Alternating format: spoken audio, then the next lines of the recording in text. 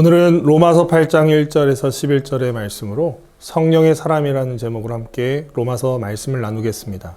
7장 마지막 부분에 보면 바울은 스스로 공고한 사람이라고 표현하면서 사망의 몸에서 누가 건져내라고 외치지만 결국에는 예수 그리스도로 말미암아 하나님께 감사해야 한다고 고백을 합니다.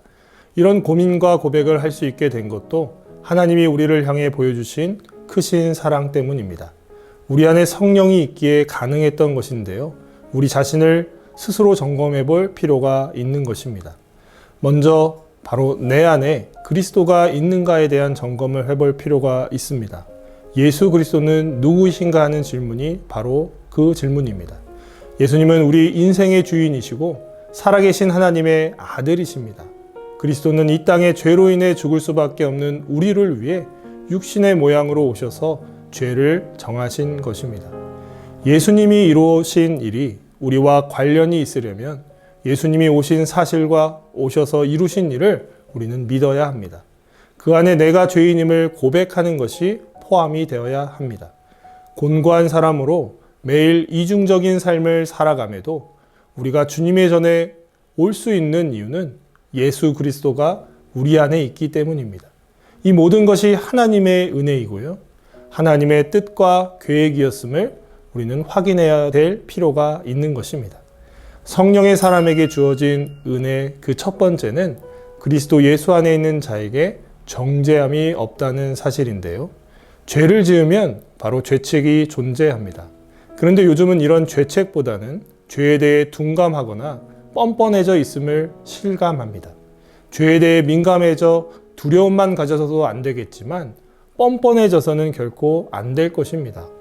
로마서 말씀은 예수 안에 있는 자에게는 정죄함이 없다고 분명하게 말씀하고 있습니다. 여러분, 이 말씀이 믿어지십니까? 율법이 육신으로 연약하여 할 수 없는 그것을 하나님이 다 하셨습니다. 그렇다고 우리는 막 인생을 살 수는 없습니다. 왜냐하면 생명을 주는 성령이 항시 우리 안에 거하셔야 하기 때문인 것이죠. 무슨 선한 행위를 해서 정죄함을 받았다는 생각은 큰 착각이 됩니다. 하나님이신 예수님이 다 이루어진 것을 우리는 믿음으로 그 은혜가 우리에게 있음을 감사해야 하는 것입니다.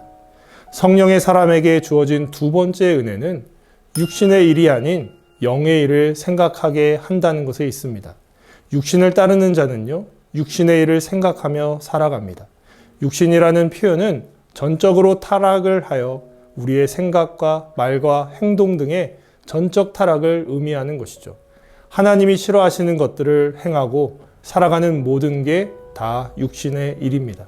이것은 사탄이 제일 좋아하는 것입니다.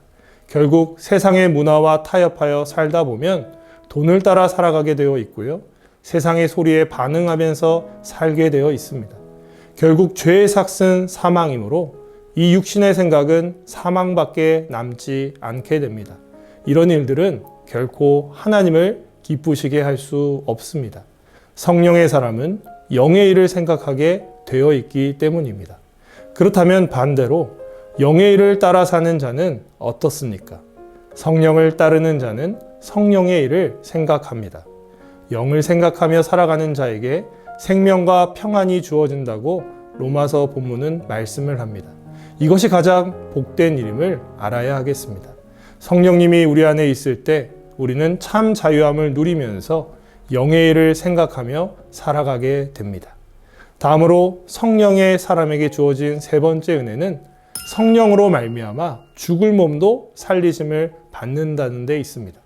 많은 이들이 오늘을 위해 살아갑니다. 육신의 생각이 우리를 사로잡고 있기 때문이죠. 하지만 우리 성령의 사람은 마지막 날을 소망하면서 살아가는 자입니다.